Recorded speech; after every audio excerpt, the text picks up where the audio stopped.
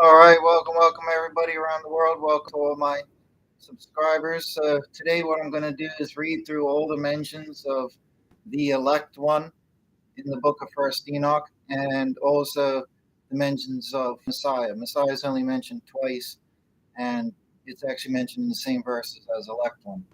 Okay, so I'm not reading the verses that mention the Son of Man figure. That's separate, even though I feel that they are the same one figure at times, but nonetheless, I'm here to focus on the elect one, keep the time of the video shorter. So, in order from the earliest chapters in the book, so the very first introduction we get is in chapter 40, verse 5, and it's just one verse, and it says, "The second voice I heard blessing the elect one, and the elect who suffer on account of the Lord of spirits."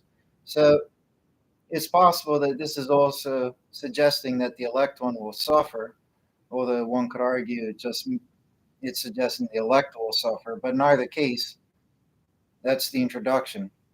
And more importantly, all these following verses will give us like detail to what the elect one is. So in 45 verse 3, it says, "In that day shall the elect one sit upon a throne of glory, and shall choose their conditions and countless habitations, while their spirits within them shall be strengthened, when they behold my elect one, for, for those who have fled for protection to my holy and glorious name. In that day I will cause my elect one to dwell in the midst of them, will change the face of the heavens, will bless it and illuminate it forever. I will also change the face of the earth, will bless it, and will cause those whom I have elected to dwell upon it. But those whom have committed sin and iniquity shall not inhabit it, for I have marked their proceedings.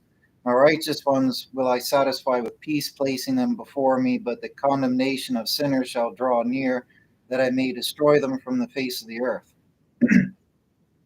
So clearly, he's talking about the end days judgment and obviously the arrival of Messiah and how earth will, or the new earth will be illuminated at that point.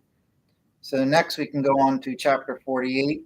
There's actually another chapter 48 as well.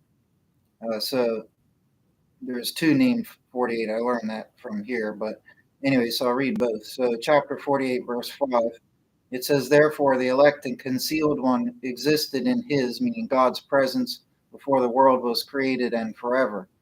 In his presence he existed and has revealed to the saints and to the righteous the wisdom of the Lord of spirits. For he has preserved the lot of the righteous, because they have hated and rejected this world of iniquity, and have detested all of its works and ways in the name of the Lord of spirits. For in his name they shall be preserved, and his will shall be their life. In those days shall the kings of the earth and the mighty men who have gained the world by their achievements become humble in countenance. For in the for in the day of their anxiety and trouble their souls shall not be saved, and they shall be in subjection to those whom I have chosen. I will cast them like hay into the fire, and like lead into the water. Thus they shall burn in the presence of the righteous, and sink in the presence of the holy, nor shall a tenth part of them be found. But in the day of their trouble the world shall obtain tranquility. In his presence they shall fall, and not be raised up again, nor shall there be any one to take them out of his hands and to lift them up. For they have denied the Lord of spirits and his Messiah. The name of the Lord of spirits shall be blessed." So we had one clue already that possibly the elect one himself will suffer, and not just the elect ones, but that the elect one will also suffer. And then here it also shows that the Messiah will be denied. That's interesting, and by the sinners, of course. So this is in the other chapter, which is also chapter 48. So it's called 48a. So in 48a, verse 1, "Wisdom is poured forth like water, and glory fails not before him forever and ever. For potent is he," this he and one could be God. I don't know. I'm not going to read the preceding chapter. Um, "For potent is he in all the secrets of righteousness. But iniquity passes away like a shadow and possesses not a fixed station. For the elect one stands before the Lord of spirits, and his glory is forever and ever, and his power from generation to generation. With him dwells the spirit of intellectual wisdom, the spirit of instruction and of power, and the spirit of those who sleep in righteousness. He shall judge secret things, nor shall any be able to utter a single word before him. For the elect one is in the presence of the Lord of spirits according to his own pleasure.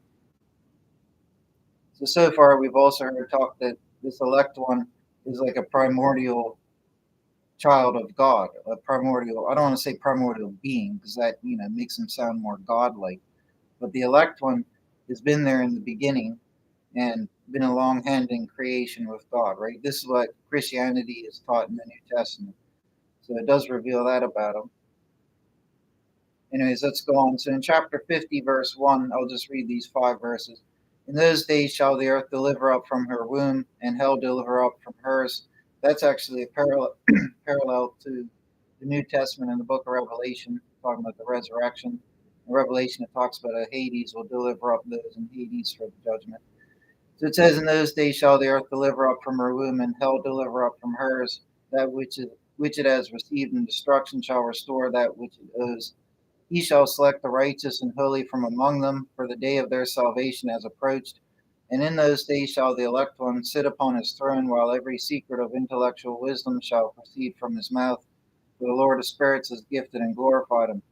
In those days the mountains shall skip like rams, and the hills shall leap like young sheep, satiated with milk, and all the righteous shall become like angels in heaven.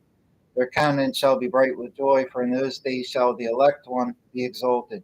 The earth shall rejoice, the righteous shall inhabit it, and the elect will possess it. So next in chapter 51, verse 3, and I inquired of the angel who went with me, saying, what are these things which in secret I behold? And he said, all these things which you behold shall be for the dominion of the Messiah, that he may command to be powerful upon earth. And that angel of peace answered me, saying, wait but a short time, and you shall understand, and every secret thing shall be revealed to you, which the Lord of spirits has decreed. Those mountains which you have seen, the mountain of iron, the mountain of copper, the mountain of silver, the mountain of gold, the mountain of fluid metal, the mountain and the mountain of lead, all these in the presence of the elect one shall be like a honeycomb before the fire, and like water descending from above upon these mountains, and shall become debilitated before his feet. In those days men shall not be saved by gold and silver, nor shall they have it in their power to secure themselves and to fly. There shall be neither iron there shall neither there shall be neither iron for wars, nor a coat of mail for the breast. Copper shall be useless also that which neither rusts nor consumes away, and lead shall not be coveted. All these things shall be rejected and perish from off the earth, when the elect one shall appear in the presence of the Lord of spirits. That's also very similar to Revelation. But anyways, in chapter 54, verse 5, O you kings, O you mighty who inhabit the world, you shall behold my elect one sitting upon the throne of my glory, and he shall judge Azazel, whom I believe was Satan, and all his associates and all his hosts in the name of the Lord of spirits. And I don't think there's any other mention of the elect one there. Yeah. And then the final ones in chapter 60, verse 7. It's verse 7, verse 10, verse 13, and verse 16, if I remember correctly. So in verse 7, and it shall be that those who have been destroyed in the desert, and those who have been devoured by the fish of the sea and by wild beasts shall return and trust in the day of the elect one. Again, I believe this is a clue to the resurrection. For none shall perish in the presence of the Lord of spirits, nor shall any be capable of perishing. And I can go down to, well, I might as well read these 2 verses. In verse 8, then they received the commandment, all who are in the heavens above, to whom a combined power, voice, and splendor like fire were given. And first with their voice they blessed him, they exalted him, they glorified him with wisdom, and ascribed to him wisdom with the word and with the breath of life. Then the Lord of spirits, seated upon the throne of his glory, the elect one, who shall judge all the works of the holy in heaven above, and in a balance shall be weighed their actions. And when he shall lift up his countenance to judge the secret ways and the word of the name of the Lord of spirits, and their progress in the path of the righteous judgment of God Most High.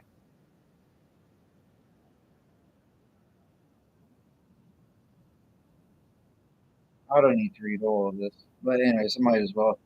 They shall all speak with united voice and bless, glorify, exalt, and praise in the name of the Lord of spirits.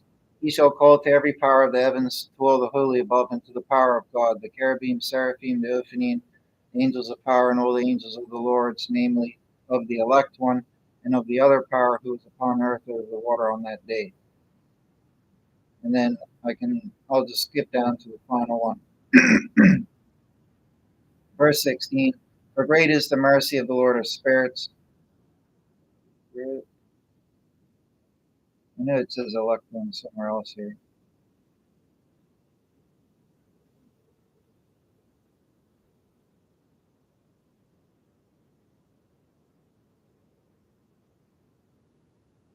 Maybe 13 was the final one. Yeah, so I'm not going to read extra that I then need to read. Verse 13 was the final. And so, last of all, chapter 61, verse 1.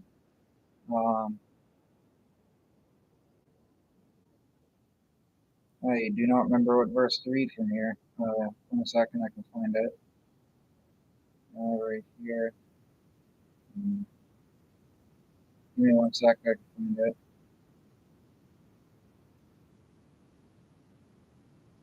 One second.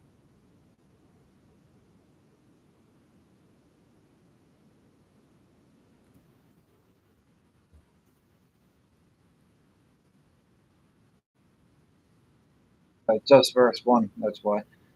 Thus the Lord commanded the kings, the princes, the exalted, and all those who dwell on earth, saying, open your eyes and lift up your horns if you are capable of comprehending the elect one. And the Lord of spirits sat upon the throne of his glory. So, very good. That's all the mentions of the elect one and Messiah in the book of First Enoch. So, there you go. I'll keep this video short as it is. Oh, it's pretty short, 11 minutes. Oh, okay. Maybe I could do the Son of Man as well. Let's try that out. There's about the same number of verses. All right. Okay, so let's do the Son of Man. So it's similar. It's only about 20 results. So here's the first one, Enoch 46, verse 2. I'll read from verse 1. There he beheld the Ancient of Days, whose head was like white wool, and with him another, whose countenance resembled that of man. This is resembling Daniel 7, right? His countenance was full of grace like that of one of the holy angels. And I inquired of one of the angels who went with me and who showed me every secret thing concerning the Son of Man, who he was, whence he was, and why he accompanied the Ancient of Days. And he answered and said to me, this is the Son of Man, to whom righteousness belongs, with whom righteousness has dwelt, and who will reveal all the treasures of that which is concealed. For the Lord of spirits has chosen him, and and his portion has surpassed all before the Lord of spirits in everlasting uprightness. Let me take a sip of my coffee.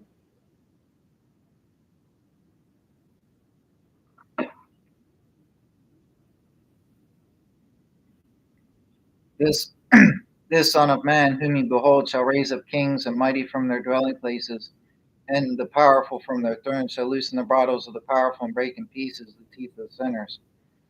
He shall hurl kings from their thrones and dominions, because they will not exalt and praise him, nor humble themselves before him, which happened with Jesus as well, right? At first, by whom their kingdoms were granted to them. Their countenance likewise of the mighty he shall cast down, filling them with confusion. Darkness shall be their habitation, and worms shall be their bed. Nor from that their bed shall they hope to again be raised, because they exalted not the name of the Lord of spirits.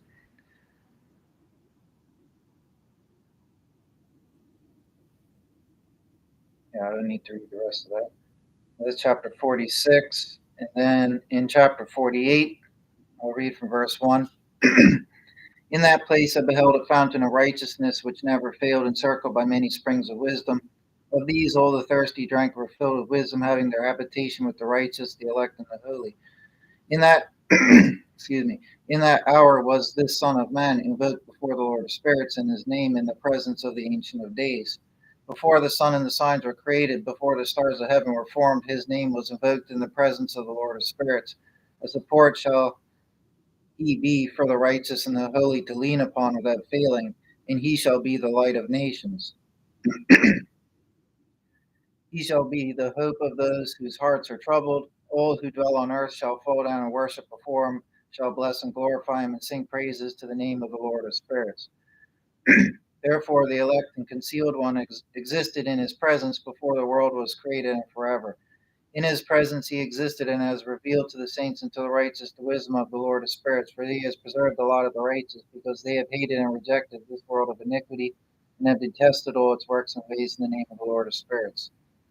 For in his name they shall be preserved, and his will shall be their life. In those days shall the kings of the earth and the mighty men who have gained the world by their achievements become humble in countenance. And that loops into something I read for the elect one. So that was chapter 48. And then the next one would be chapter 61, verse 9. And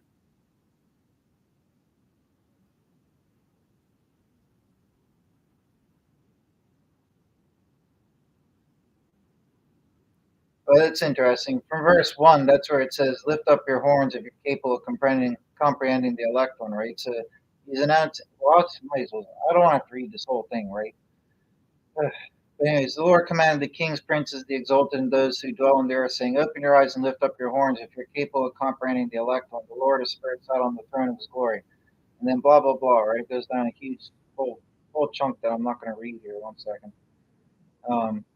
Let me get down to verse 9, right? So that's the setting, right? That's the setting. And then verse 9, trouble shall seize them, and they shall behold this son of woman sitting upon the throne of his glory. Then shall the kings, the princes, and all who possess the earth glorify him who has dominion over all the things, him who is concealed. For from the beginning the Son of Man existed in secret, whom the Most High preserved in the presence of his power and revealed to the elect.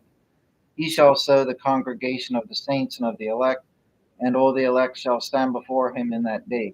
All the kings, the princes, the exalted, and those who rule over the earth shall fall down on their faces before him and shall worship him.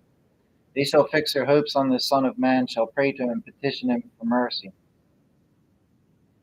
And I think I can go back from there. So that was 61. No, it goes on further. So let me read on further.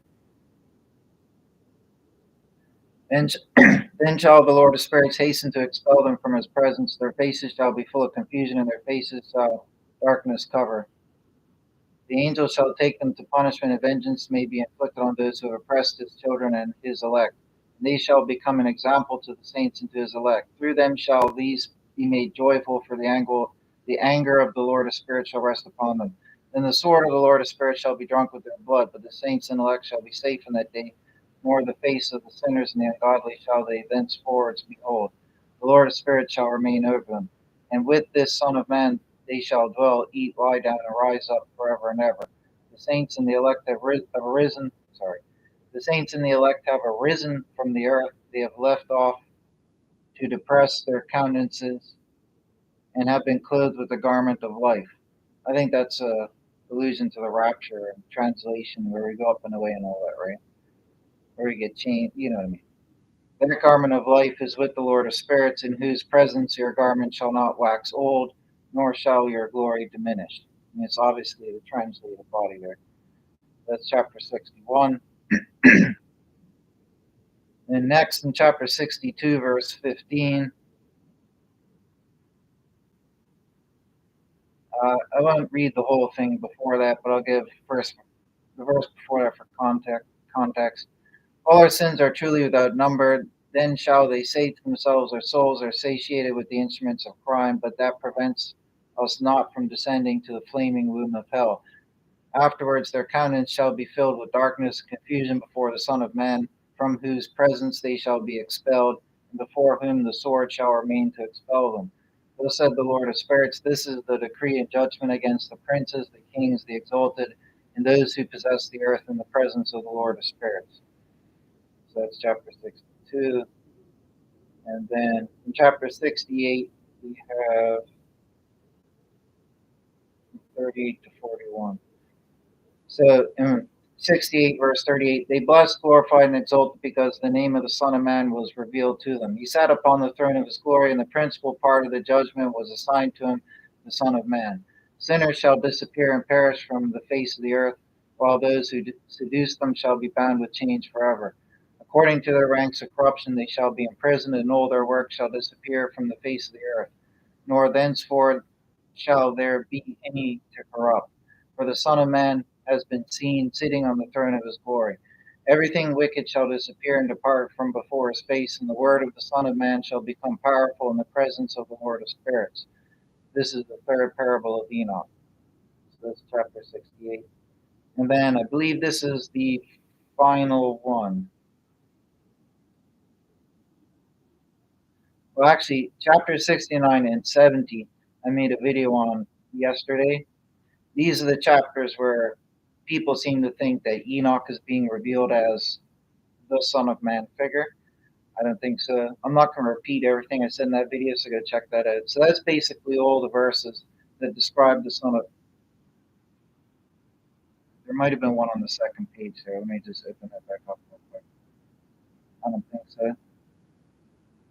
Son of Man, page 2. Yeah, no, I was right. So that's all the mentions of Messiah, the elect one, and the Son of Man. And I read most of the verses that surround those key verses, right? So that's most of the content in the book of First Enoch that talks about that. Any Christian could clearly see that what is described sounds exactly akin to Christianity. It's a lot of the more deeper concepts like Paul revealed in the New Testament, like the primordial nature of God, and like also John revealed. But it's definitely there. So First Enoch is very, and when you read those things, like when I read it, it's moving, it's powerful, right? It doesn't seem like nonsense that's like fraudulent, like a lot of the other fake books sound like. But this book here, I believe it's scripture, I believe it's canon, and these are powerful things. And when you understand that Judaism was believing these things in like 400 BC and earlier, I believe before 600 BC, then that's quite astounding because they would have had this essentially a Christian cornerstone already there and for hundreds of years before Jesus. And when Jesus came around, it's no wonder that Jesus himself and the other New Testament authors quoted the book of First Enoch likewise. So we have Tanakh books quoting various Tanakh books, most of them quoting the book of First Enoch. We have Jesus and the New Testament books quoting the book of First Enoch. And it's no wonder because all that Christian theology, which seems so distant to Judaism, like if you go listen to the rabbis now, they're like, oh, all this Christian theology about a primordial Jesus, and blah blah blah. None of that's in Judaism. Well, no, it was. It was in the book of First Enoch, which was canon, but the people in power at a certain time in history kicked it out because they didn't like it because it basically backed up Christianity. Jesus in his day on earth quoted from the book of First Enoch, like the other first New Testament authors did. Right? They knew it was canon and authoritative. Right? So, anyways, I gotta go. God bless you all.